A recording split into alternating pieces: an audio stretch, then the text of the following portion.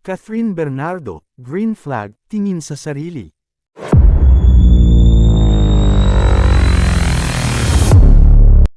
Mukhang very confident si Catherine Bernardo sa kanyang personality at values, dahil sa isang recent interview, inamin niya na ang tingin niya sa kanyang sarili ay isang green flag.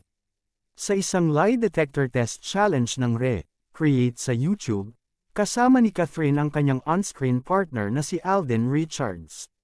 Natanong siya kung tingin ba niya sa sarili ay isang green flag, o yung tipo ng tao na puno ng positive traits and actions.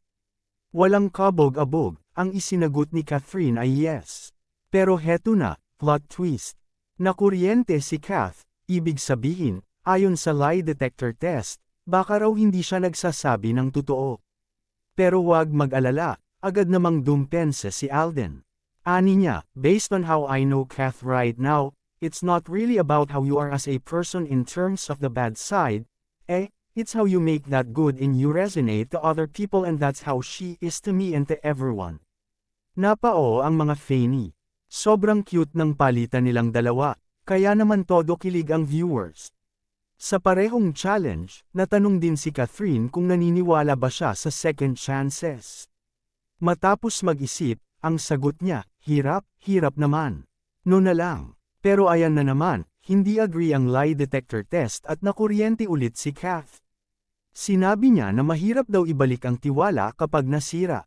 In general, di ba, syempre we all deserve second chances. Pero depende talaga sa nagawa mo, gaano mo nasaktan yung tao, at kung magbabago ka ba, aniya. Dagdag pa niya, hindi umano lahat ay deserve magkaroon ng second chance. Nakakatuwa na makita sina Catherine at Alden na very open sa ganitong usapan. Kaya naman doble ang kilig ng mga Fanny, lalo na't patok na patok sa takilya ang kanilang pelikulang Hello, Love, Again. Bongga ang tambalang Kath din, walang duda.